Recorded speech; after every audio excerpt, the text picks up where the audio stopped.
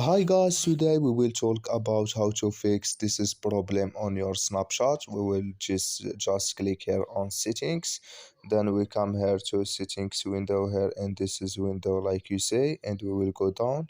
We will click here on apps, then we come to apps window here, and this is window like you say. We will go down here to looking for a snapshot app here, and this is window. We're going to find the snapshot app, and we will click here on snapshot. Then we come to next window here, and this is window. We will click here on for stop, and we will click here on OK, and we will just go down. We will click here on storage. Then we come to our storage window. We will click here on clear cache. Then we will click here on clear data, and you just turn off your Wi-Fi and turn on it, and it's going to work with you. So that's all now. I wish now you I get it. Thank you for your watching. Don't forget to support us by like and subscribe, and see you in next video.